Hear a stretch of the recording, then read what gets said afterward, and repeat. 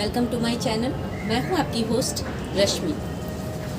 आज मैं आप लोगों को घर के सिंपल चीज़ से एक ऐसा टॉनिक बनाना दिखाऊंगी जो हमारे प्लांट के लिए इस हीट वेव में इतनी ज़्यादा अभी गर्मी है कि इसमें बहुत अच्छा काम करेगा और आपके प्लांट को ठंडक पहुंचाएगा, उसकी मिट्टी को, उसके जड़ों को ठंडा रखने में मदद करेगा।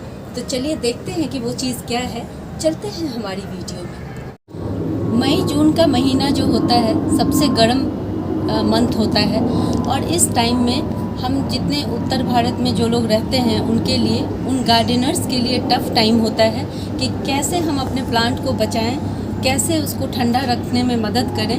तो इन्हीं सब चीज़ों में मैं हमेशा ढूंढती रहती हूँ कि ऐसा क्या किया जाए जिससे हमारे प्लांट बच सकें।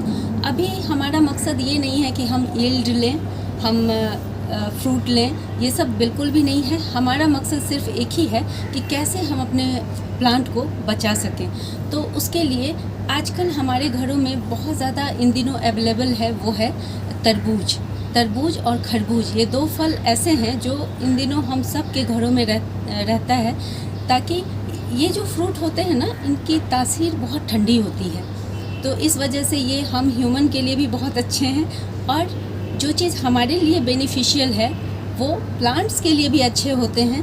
ये अलग बात है कि हम दोनों का कंज्यूम करने का तरीका अलग होता है, लेकिन आज मैं इसी सिंपल सी चीज़ पे आप लोगों से बात करना चाहती हूँ, क्योंकि ये कोई फर्टिलाइज़र नहीं है। मैं हमेशा कहती रहती हूँ कि ये जो गर्म टाइम, एक्सट्रीम जो क्लाइमेट होते हैं, उसमें हमें फर्टिलाइज़ करने से बचना चाहिए अपने प्लांट्स को, चाहे वो ऑर्गेनिक मैटर ही क्यों ना हो।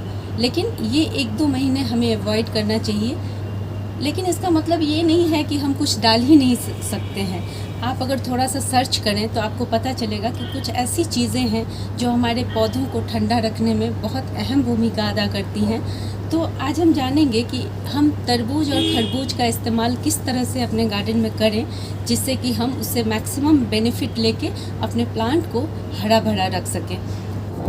ये देखें, ये मैंने आप लोगों को दिखाने के लिए ये तरबूज रखा हुआ है। अगर आप लोगों के पास ये, जैसे कि मान लें कि कभी कभी हमारे पास ऐसे तरबूज भी आ जाते हैं जो मीठे नहीं होते हैं या काफ़ी दिन तक रखे रह जाते हैं, जिससे कि ये रॉटन हो जाते हैं, तो हमें इस तरह के सारे मतलब तरबूज या खरबूज का इस्तेमाल कर लेना है। क्योंकि और सबसे बड़ी बात है, आप यहाँ देख रहे होंगे कि इसके छिलके भी हैं। आप चाहें तो पूरा का पूरा तरबूज भी इस्तेमाल कर सकते हैं और चाहें तो इस तरह से इसका जो ये बचा हुआ पार्ट होता है मैक्सिमम घरों में फेंक दिए जाते हैं या फिर इसका कोई ख़ास इस्तेमाल नहीं होता। तो ऐसे सिचुएशन में हम इसका बेहतरीन इस्तेमाल अपने गार्डन में कर सकते हैं टॉनिक बनाने के लिए। मैं इसको फर्टिलाइज़र भी नहीं बोलूँगी, क्योंकि मेरे हिसाब से फर्टिलाइज़र जो भी हम लोग कंपोस्टिंग करते हैं या फिर जो लिक्विड खाद बनाते हैं, वो डिकम्पोज तभी होता है जब 21 दिन का टाइम उसे दिया जाए। लेकिन यहाँ पे हम इसका फटाफट यूज़ करेंगे, मतलब ज़्यादा टाइम नहीं लगाना है। मुश्किल से 24 आवर्स या 48 आवर्स में हमें वो प्रोसेस कंप्लीट कर लेना है। इसलिए मैं इसे टॉनिक का नाम दे रही हूँ। और इसका इम्पैक्ट एज अ फर्टिलाइज़र हमारे प्लांट में कुछ दिनों बाद देखने को मिलता है, लेकिन तत्काल इस्तेमाल से एक बेनिफिट होता है कि ये हमारे प्लांट को ठंडा रखने में बहुत मददगार होते हैं। तो हम इसका इस्तेमाल करेंगे। और आप ये ना सोचें कि अगर मान लें हम इसके बीच के पोर्शन का भी इस्तेमाल करते हैं, तो आप ये ना समझें कि इससे चींटियाँ आ जाएंगी या फिर कीड़े मकोड़े आ जाएंगे, क्योंकि हम इसका इस्तेमाल इस तरीके से करेंगे। आप पूरी वीडियो ज़रूर देखिएगा, क्योंकि मैं इसके डिसएडवांटेजेस भी आप लोगों को बताऊंगी कि अगर पूरी जानकारी ना हो तो फ़ायदे की जगह नुकसान भी हो जाता है। इसलिए पूरा देखें इसे। हमें करना क्या है, इस तरह से जो चॉप, इस तरह से हमने छोटे छोटे पीसेस बना लिए हैं, इसको हमें पानी में डाल के 48 आवर्स के लिए छोड़ देना है। पानी में डालने के बाद ये कुछ इस तरह से हो जाते हैं, हाफ डिकम्पोज्ड, इस तरह से हल्के से इस तरह के आपको लगेंगे। और इसका जितना न्यूट्रिएंट्स है वो देखें आप, पानी में इस तरह से घुल मिल गया है। सिर्फ 48 आवर्स में ही ये इस तरह के हो जाते हैं। आप मस्क मेलन का भी यूज़ इस तरह से कर सकते हैं। उसके छिलके में फल से ज़्यादा न्यूट्रिएंट्स होते हैं आप ऐसा समझ लें कि इसमें फास्फोरस, नाइट्रोजन, पोटेशियम, जिंक और जितने भी ट्रेस एलिमेंट होते हैं वो सारे होते हैं। तो ये हमारे प्लांट्स के लिए बहुत बेनिफिशियल है। और कभी इसका फर्टिलाइज़र भी मैं आप लोगों को बनाना दिखाऊंगी, लेकिन इस वक्त आप लोग बस इसको 48 आवर्स के लिए भिगोएं और उसके बाद इसका अपने प्लांट में यूज़ करें। इसके 2 तरह से हम इस्तेमाल बताएंगे आपको। पहला तो इसको छान करके आपको इसके क्यूब्स किसी भी हालत में आप अपने प्लांट में ना डालने दें, क्योंकि ये डिकम्पोजिशन इसका शुरू हो जाएगा, फिर उससे हमारे प्लांट्स को प्रॉब्लम हो जाएगी। इसलिए हमें इसका छान करके इसका इस्तेमाल करना बहुत ज़रूरी है। हम इसे छान लेंगे।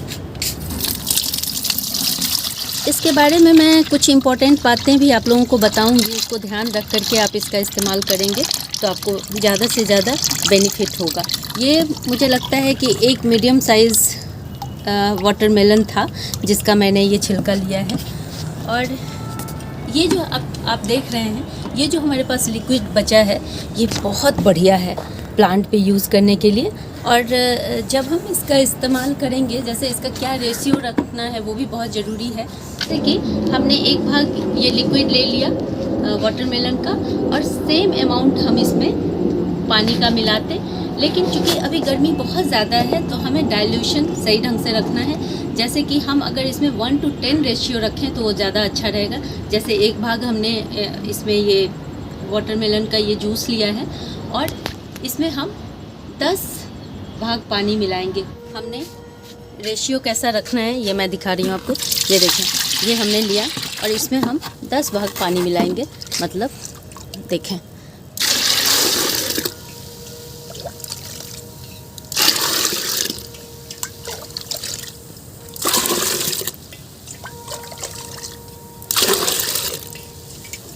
ये देखें, ये तकरीबन हमारा कंप्लीट हो गया।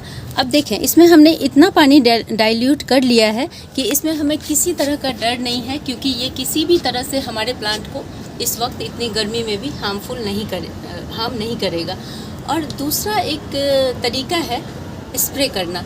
इसकी तासीर इतनी ठंडी होती है कि हम इसका फोलिएज स्प्रे भी कर सकते हैं। वो भी मैं आप लोगों को दिखा देती हूँ कि किस तरह से हमें अपने प्लांट में देना है, कब देना है और कितना अमाउंट देना है। इसको हम डायरेक्ट ही मिट्टी में भी डाल सकते हैं, कोई रेशियो चेंज करने की ज़रूरत नहीं है। जो हमने 1:10 का रेशियो लिया था वो फोलिएज के लिए भी परफेक्ट है और मिट्टी में डालने के लिए भी परफेक्ट है। तो इसको हम इस तरह से स्प्रेयर बॉटल में भर लेंगे और बेखौफ होकर के अपने प्लांट में डालें। ये इतना ठंडा हमारा ये लिक्विड इतना ठंडा है, बहुत बढ़िया है, क्योंकि मैंने इसका बहुत बार इस्तेमाल किया हुआ है। हमारे प्लांट के लिए बिल्कुल सेफ़ है। और ये देखिए, जो भी आपके प्लांट हैं, जिनकी भी पत्तियां मुरझा रही हैं, जिनकी भी पत्तियां पीली पड़ रही हैं, उन सब के लिए बहुत अच्छा ये माना जाता है। बहुत ठंडी तासीर होती है। और आप इसका इस्तेमाल देखें, अभी सूरज बिल्कुल ढल गया है, अभी हम आराम से इसका इस्तेमाल कर सकते हैं, या फिर अर्ली मॉर्निंग भी इस्तेमाल करें। जिस तरह से आप पौधों की हालत देख रहे हैं, ये देख रहे हैं किस तरह से पत्तियां बर्न हो रही हैं, ये देख के बड़ा बुरा लग रहा है। लेकिन आप देखेंगे कि आप तकरीबन 1 सप्ताह में एक बार इस तरह का फोलिएज स्प्रे कर सकते हैं और मिट्टी में भी डाल सकते हैं सप्ताह में एक बार। और इस तरह से आप शाम के टाइम या सुबह में अपने पत्तों को इससे नहलाएं और आप देखेंगे इसका असर बहुत अच्छा होता है। अच्छे से नहला देना है इसको, सप्ताह में एक बार ज़रूर करें। और मिट्टी में भी कैसे डालेंगे वो मैं आप लोगों को दिखा देती हूँ। सूखी मिट्टी में, जब आपकी मिट्टी बिल्कुल ड्राई रहे, बिल्कुल नहीं डालना है। मान लें कि जैसे आपने शाम में पानी दिया तो अर्ली मॉर्निंग थोड़ा थोड़ा सब में डालते चले जाएं, क्योंकि जब आपकी मिट्टी थोड़ी सी मॉइस्ट रहेगी तो वो क्विक एब्जॉर्ब कर लेगा इसको। सूखी मिट्टी में बिल्कुल भी नहीं डालना है। ये देखें, जैसे कि यहाँ पे आप देख सकते हैं मेरे बड़े गमले भी रखे हुए हैं, छोटे भी गमले रखे हुए हैं। बड़ा प्लांट है, छोटा प्लांट है, तो किस तरह से इसको डालना है। जैसे देखें, ये बड़ा गमला है तो इसमें हम 1 मग डाल देंगे। बहुत ज़्यादा ना डालें, और ये देखें यहाँ पे छोटा 10 इंच या 12 इंच का गमला है, आधा मग इसमें अंदाज़े से डालते चले जाएं। वेस्ट नहीं करना है क्योंकि उतना ही डालना है जितना इसकी जड़ें एब्जॉर्ब कर लें। अब सबसे इम्पॉर्टेंट बात आती है कि किन प्लांट में हमें नहीं डालना है। तो जो भी सॉफ्ट स्टेम वाले प्लांट हैं, जो भी आपके सक्यूलेंट हैं, जो भी आपके इंडोर प्लांट हैं, उन सब में डालने से बचें। हो सकता है उसमें फ़ायदे की जगह नुकसान हो जाए। जो भी आपके इस तरह से ओपन एरिया में प्लांट रखे हुए हैं उसी में डालें और आप देखेंगे कि इससे बहुत फ़ायदा होता है। और अगर आप लोगों को भी फ़ायदा हुआ हो, आप इसका कंटिन्यूअस यूज़ करें, हमें भी बताएं कि आप लोग इससे कितना आप लोगों को इससे बेनिफिट मिला है। अब आपके मन में ये आ रहा होगा कि हमने लिक्विड का तो इस्तेमाल कर लिया, अब ये बचे हुए टुकड़े का क्या करें। तो आप देखें कि आपका जो भी कंपोस्ट बिन होगा, चूँकि इसमें पोटेशियम भरपूर होता है जो आपके फूल फल बनने का जिम्मेदार होता है, इससे आपके रूट्स बहुत अच्छे डेवलप होंगे, तो इसको आप अपने कंपोस्ट बिन में डाल दें। ये सबसे बेहतरीन इस्तेमाल है इसका। आप यहाँ पे देखेंगे मैंने अपने गार्डन की कुछ जो भी वेस्ट मटेरियल है इस एक गमले में इकट्ठा करती जाती हूँ और यहीं मैं इसको भी डाल दूँगी।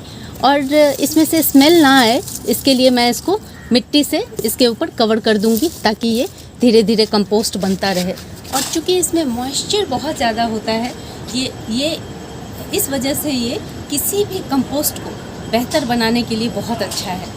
तो इसके छिलके का भी इस्तेमाल करें और लिक्विड का तो हमने इस्तेमाल करना आपको बता ही दिया।